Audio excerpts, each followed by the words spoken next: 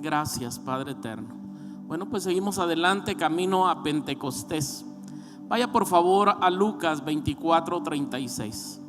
Y mientras usted busca el texto, yo quiero recordarle, hermano, o anunciarle que se está publicando aquí que ya tenemos nuestras predicaciones en YouTube. Cada domingo estamos subiendo una predicación nueva, y algunas de las predicaciones que hemos dado durante estos domingos anteriores, bueno, pues ya están ahí para si ustedes gustan volverlas a escuchar o compartirlas con alguien más. Estamos en libertad de hacerlo.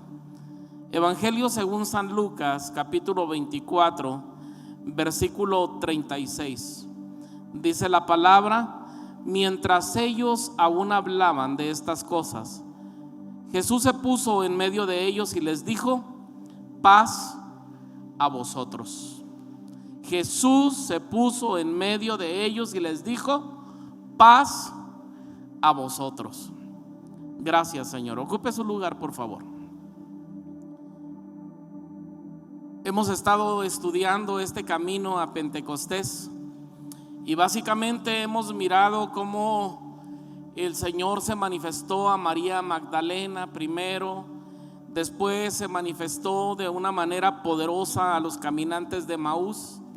Y hoy miramos, hermano, a nuestro Señor Jesucristo llegando hasta el sitio donde sus discípulos se han encerrado, a una casa, a un cuarto, una habitación cerrada, y aparece en medio de ellos, según el relato de la Escritura. Y apareciendo en medio de ellos con las puertas cerradas, Él les dice: paz a vosotros. Creo que la ausencia de paz, la carencia de paz, hermano, la intranquilidad, la incertidumbre, nos roba muchas de las cosas que Dios tiene preparadas para nuestra vida. Que cuando nosotros tenemos nuestra mente ocupada, preocupación quiere decir previamente ocupado. Cuando nosotros estamos preocupados por algo, cuando nuestra mente está previamente ocupada por algo, somos incapaces de razonar cabalmente, somos incapaces de actuar como deberíamos de hacerlo. Por eso es tan importante que nosotros en medio de cualquier circunstancia mantengamos la paz. Mantengamos esa paz que solamente nuestro Señor Jesucristo nos puede dar. La palabra paz, hermano, en el Antiguo Testamento es la palabra eirene. Eirene es una palabra que denota serenidad, seguridad y tranquilidad. Tres cosas denota esa palabra eirene: serenidad, seguridad y tranquilidad. Y cuando entramos en la otra palabra, que es shalom, shalom es una palabra más completa que encierra todos los beneficios de vivir en paz. O sea, no es un buen deseo. Muchos cuando hablan acerca del shalom, y algunos hasta lo acostumbran como un saludo: shalom, la paz de Dios sea contigo, creen que nada más eso encierra. Bueno, shalom es una palabra completa y encierra todos los beneficios de vivir en paz. Shalom básicamente era una declaración hebrea que expresaba el verdadero deseo de aquel que le desea una vida plena, una vida llena, una vida completa de seguridad, de prosperidad, de salud y de satisfacción en todas las áreas. Y Jesús les habla de esta palabra a sus discípulos en este lugar. Me llama mucho la atención que estando ellos atemorizados, si usted lee el verso subsecuente, el verso 37, usted va a encontrar que ellos estaban atemorizados. Y el Señor les da el saludo, no como un buen deseo, no como un saludo nada más. No les dice paz a vosotros como un saludo, se los dice como diciéndoles: yo quiero que ustedes tengan seguridad, que tengan prosperidad, que tengan salud, que tengan satisfacción, que vivan una vida completa, una vida plena, que dejen a un lado su preocupación, que dejen a un lado su temor y se llenen de esa paz que solamente Cristo puede dar. Este es el deseo de Dios para la humanidad, y no es un deseo de un día, es un deseo eterno. Dios, hermano, nos ha creado para vivir en paz, para que tengamos paz para con Él y tengamos paz para con los hombres. Ahora yo quiero decirle algo nada más, antes de arrancar con la temática que me va a estar ocupando esta mañana. Usted no debe concebir la paz como una ausencia de problemas o como una ausencia de luchas. No debemos concebir la paz como una ausencia de problemas o como una ausencia de luchas. Yo me acuerdo un día leyendo una ilustración. Dice que se convocó a un concurso de pintura, y en ese concurso de pintura de arte se les pidió que plasmaran en un lienzo la palabra paz. Ese era el tema. Muchos pintaron un valle soleado, hierba verde, árboles, un sol tremendo y un cielo azul.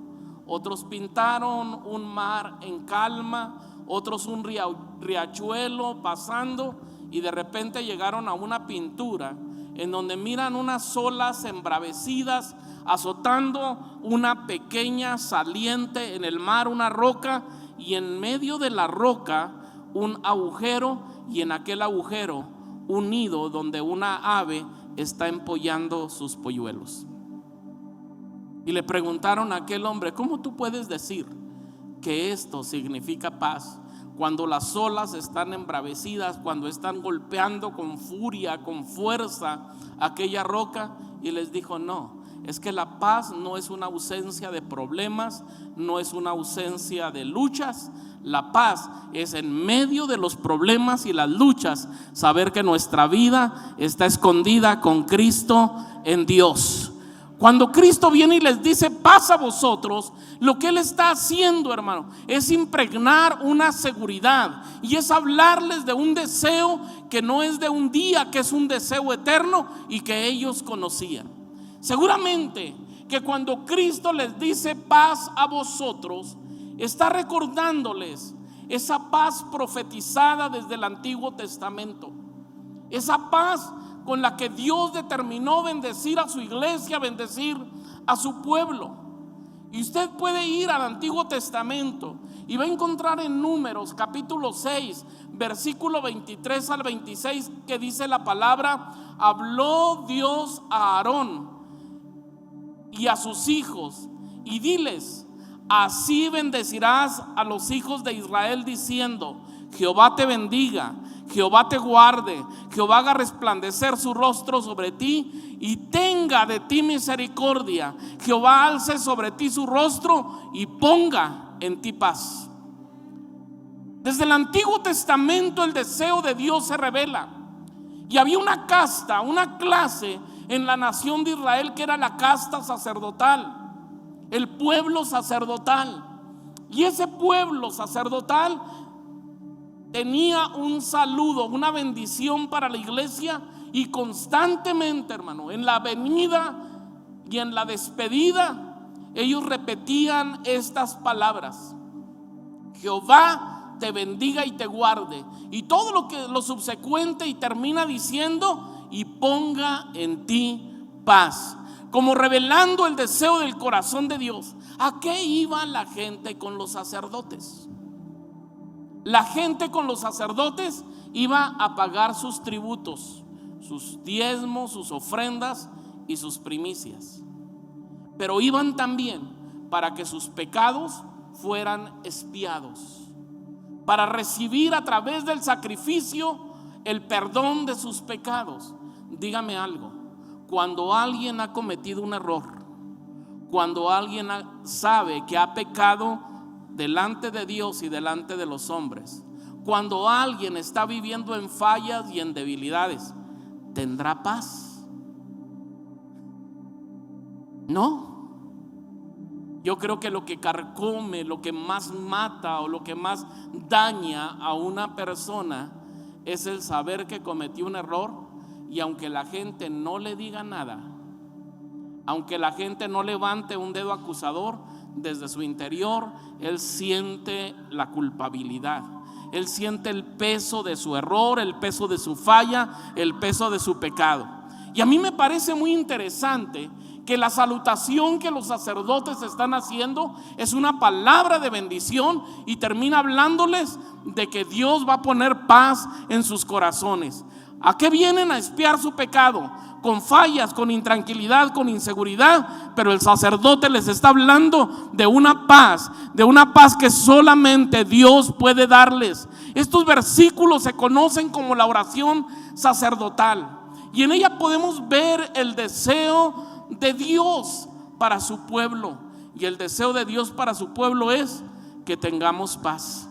Voltee con la persona que tiene a su lado y dile: el deseo del corazón de Dios es que tengas paz. Que tengas paz. Ahora, si usted revisa con cuidado esta oración que el sacerdote proclamaba sobre la iglesia, sobre la nación de Israel, usted va a encontrar que las consecuencias de una vida en paz son, hermano, primero, la bendición de Dios. Cuando nosotros tenemos paz, podemos experimentar la bendición de Dios. Cuando tú vienes intranquilo y tu mente se mantiene en ese ambiente de tu preocupación, entras y sales como viniste. Entras y sales a veces a lo mejor peor de lo que viniste. Pero si tú dejas tu preocupación a un lado, te concentras en la presencia del Señor, la paz de Dios va a generar en ti una bendición que solamente Dios sabe por qué te la entrega, por qué te la otorga. Lo segundo, hermano, es su protección divina. Lo segundo del experimentar la paz de Dios es saber que nosotros estamos bajo la protección divina. Yo me imagino esa roca, esa saliente, hermano, y me imagino esa ave empollando sus polluelos ahí, y me imagino esas olas golpeando y ella tranquilamente acostada, recostada sobre sus polluelos, abrazándolos, cubriéndolos. Y cualquiera diría: ¿cómo puede mantenerse esa ave en ese lugar? ¿Cómo puede mantenerse en ese lugar y con esa tranquilidad? Bueno, las aves de los cielos dependen de nuestro Creador. Él las alimenta, Él las sostiene, Él las cuida. Y eso nos lo enseña en el Evangelio según San Mateo nuestro Señor Jesucristo. Y también termina la sentencia y dice: y si Él cuida de las aves, ¿no va a cuidar de ti? ¿No va a cuidar de ti? Yo creo que Dios tiene cuidado de nosotros y tenemos su protección divina. Gozamos, hermano, de esa protección. Y puede golpear las olas con fuerza, pero nuestra vida está escondida con Cristo en Dios. Hemos entrado en su regazo, hemos entrado en su amparo, hemos entrado en su protección, y Él es poderoso, dice la palabra, para guardarnos sin caída. Lo tercero de la paz de Dios, producto de recibir la paz de Dios, es hallar gracia delante de sus ojos. En esa bendición sacerdotal venía una persona en pecado, venía una persona en fallas, venía una persona en debilidades. Cuando la bendición sacerdotal era dicha por aquel sacerdote sobre la vida del pueblo, sobre la vida de la persona, le estaba diciendo: te hemos perdonado, hemos limpiado tu pecado y ahora gozas de la gracia de Dios. Delante de sus ojos tú estás limpio. Delante de sus ojos puedes sentir paz y devolverte tranquilo porque Dios te ha perdonado. Lo cuarto, hermano, es hallar o alcanzar misericordia. Y misericordia quiere decir que es un regalo inmerecido. Viene de una palabra compuesta que es míseros y cardia. Míseros quiere decir miseria y cardia quiere decir corazón. Cuando el hombre viene con un corazón lleno de miseria, la bendición de Dios, la misericordia de Dios es suficiente para cambiar nuestra condición. En esto consiste la verdadera paz. Y estamos hablando entonces que cuando Jesús se presenta delante de ellos, judíos que habían ido infinidad de veces al templo, que se habían parado con algún animalito para expiar su pecado y se habían acercado al sacerdote, habían recibido esa bendición más de una vez durante toda su vida. más de una vez. Y Cristo les está diciendo: la paz que yo les ofrezco es una paz eterna. Es una paz que yo les he estado profetizando a través de la vida de los sacerdotes. Es una paz que ustedes pueden recibir. Yo quiero que usted entienda que esto va más allá. Es una paz esperada. Si era profetizada, también es una paz esperada. Es una promesa que Dios les había hecho, y esa promesa tiene su cumplimiento cabal en la persona de Cristo. En Juan 14:27, Jesús anticipa esta promesa. Todavía no ha sido crucificado, todavía no ha muerto en la cruz del Calvario, pero Él ya les está diciendo a los discípulos: mi paz os dejo, mi paz os doy, y no la doy como el mundo la da. No se turbe vuestro corazón, ni tengas miedo. Si crees en Dios, cree también en mí.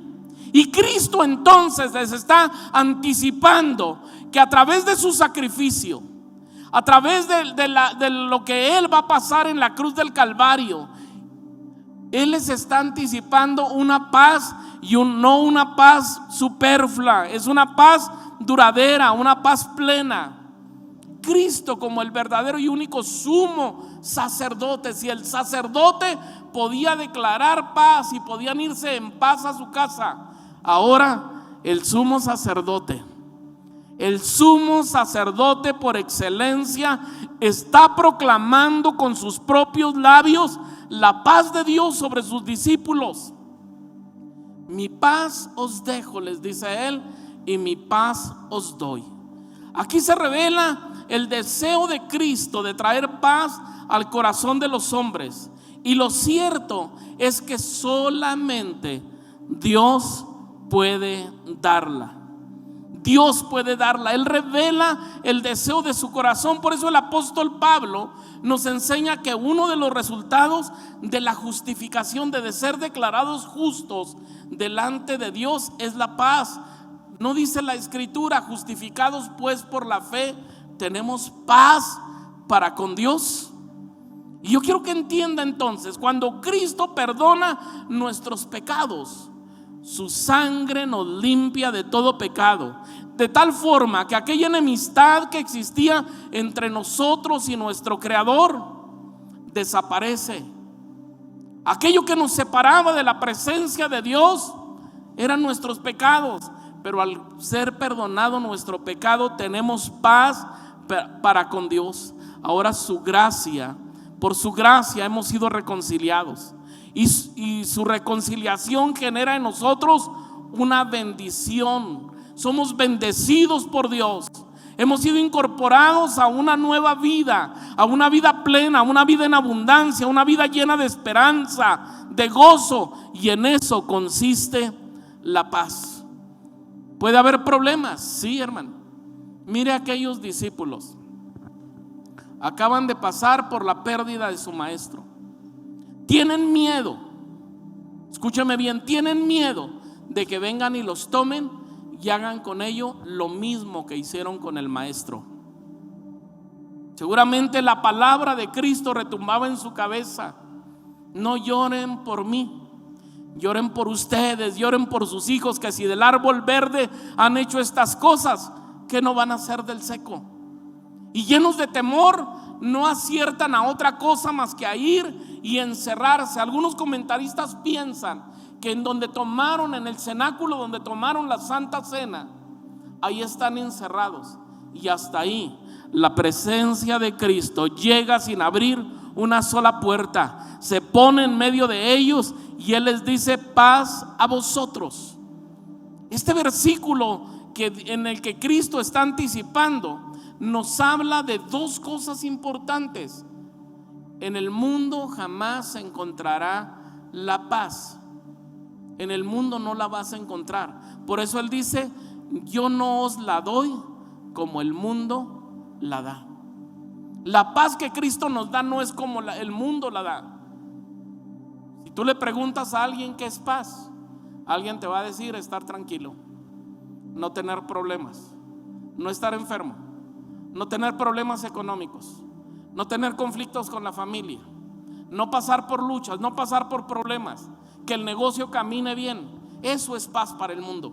Pero la paz que Cristo nos ofrece es: aunque tengas problemas con la familia, aunque pases por crisis económica, aunque pases por enfermedad, aunque pases por problemas, aunque tengas lucha, la presencia de Dios es suficiente para mantenernos en paz. Por eso el Señor dice: yo no se las doy como el mundo la da.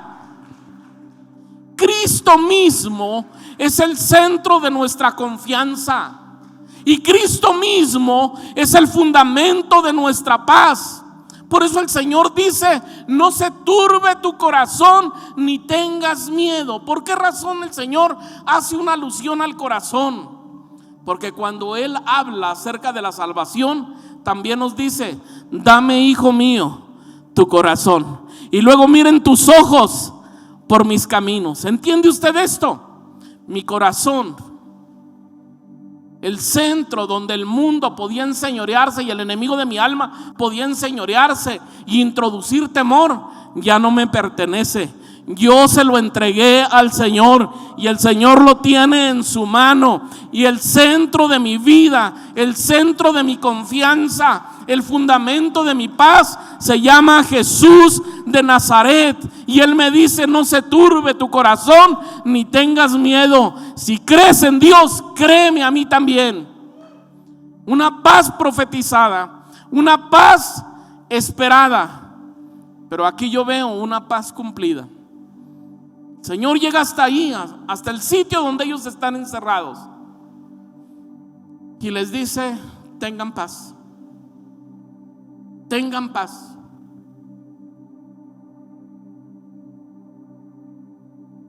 Y hay un fundamento. Él tiene que traerles una explicación de por qué tienen que tener paz.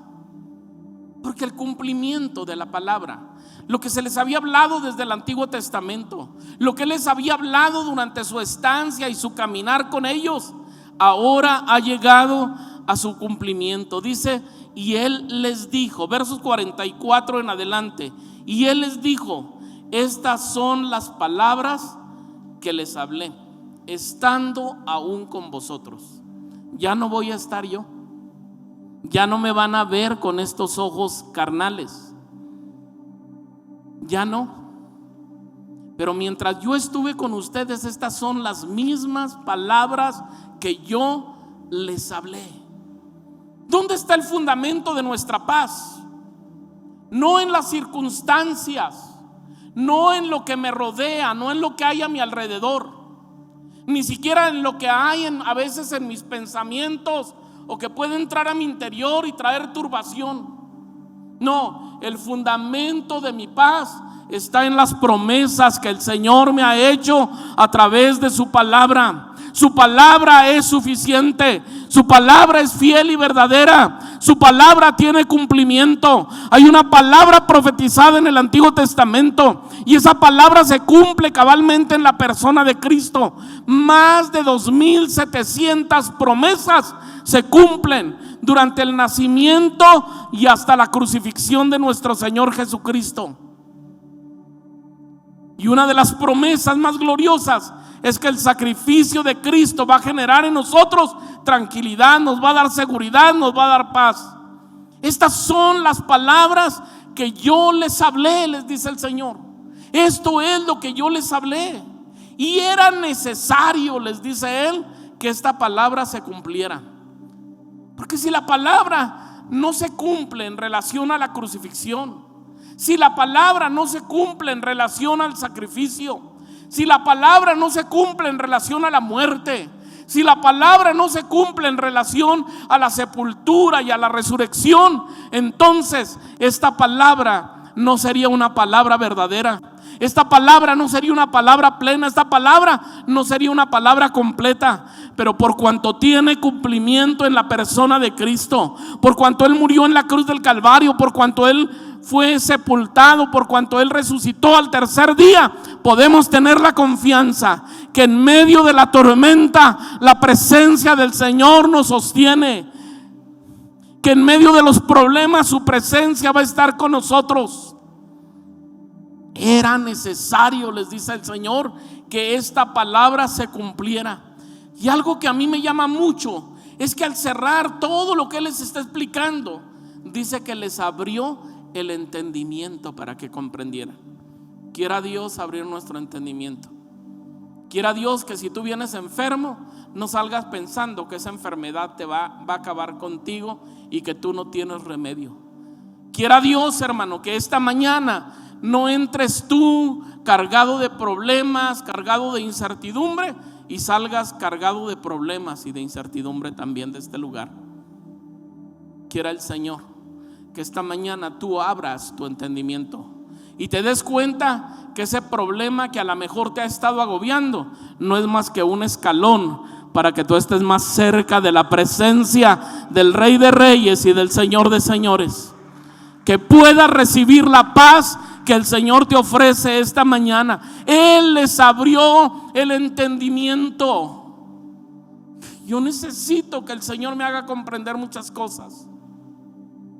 Ayer estuvimos en un funeral en Chihuahua. Un joven de 24 años, recién graduado de la universidad, haciendo su servicio acá en Rubio, muere en un accidente viniendo de Guerrero o yendo a Guerrero, yo no sé. En la carretera entre Guerrero y Rubio, él muere. Y la hermana de él nos decía: no entendemos por qué. No entendemos. Y hay muchas cosas que van a llegar así a nuestra vida, como un golpe, como un azote. En el momento menos esperado van a llegar y nos van a dejar a lo mejor aturdidos y confundidos en el momento, y vamos a preguntarnos: ¿por qué pasa esto? ¿Por qué vivo estos problemas? ¿Por qué paso por esta enfermedad? ¿Por qué tengo esta lucha? ¿Por qué problemas en mi casa? ¿Por qué problemas en el trabajo? ¿Por qué pérdidas? ¿Por qué? El único que tiene la respuesta completa es Dios, porque Él conoce tu pasado, conoce tu situación presente y sabe para qué te está preparando en el futuro. Yo lo que quiero que tú entiendas es que este Dios eterno tiene de nuestra vida nuestro pasado, nuestro presente y nuestro porvenir. Y Él es capaz de ir a preparar nuestro futuro y regresar hasta nuestro presente, palmearnos la espalda y decirnos: ten paz, no te preocupes, todo te va a ayudar para bien. Al final de la historia, tú eres un vencedor. Por cuanto yo he vencido, tú también vas a vencer. Y algo que les dice también: esto que tú estás pasando no es más que una preparación. He aquí, yo enviaré la promesa de mi Padre. Tú no puedes llenarte de la presencia de Dios, del Espíritu Santo, cuando tienes dudas, cuando tienes temores, cuando vienes lleno de incertidumbre. Necesitas rendirle eso a Dios, dejar que Él limpie, que te dé la paz que necesitas, y en esa paz acercarte confiadamente al trono de su gracia, donde dice la palabra que recibiremos el oportuno socorro. He aquí, yo voy a enviar la promesa de mi Padre. Hay promesas que yo te dije en el pasado, hay promesas que te repetí estando contigo. Hoy se están cumpliendo las promesas, pero no son las únicas. Yo tengo más promesas a futuro, les está diciendo el Señor. Yo voy a enviar la promesa de mi Padre.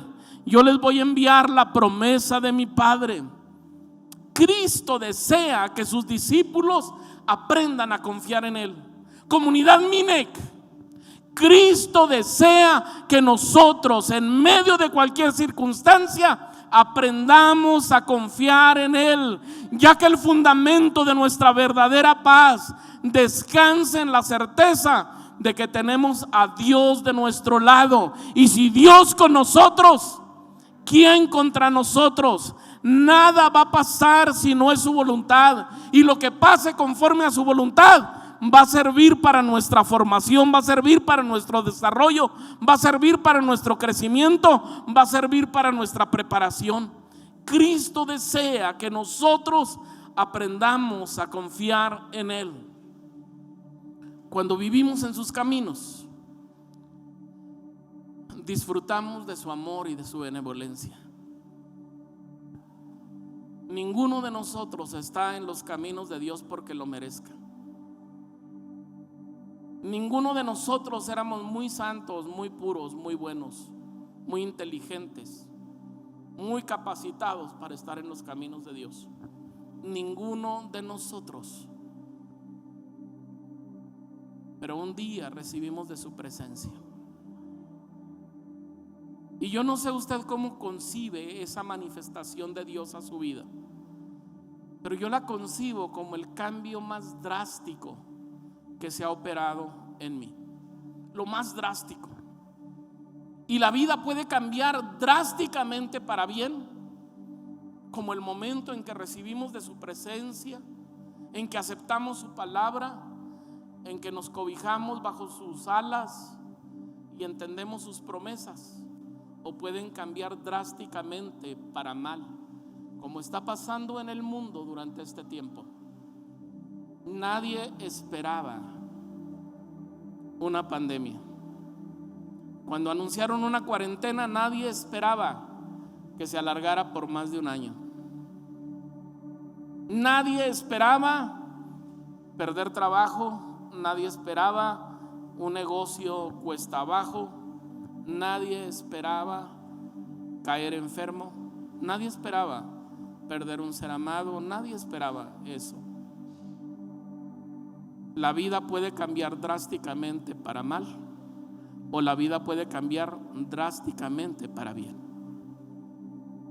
Y eso no depende de lo que nosotros esperemos.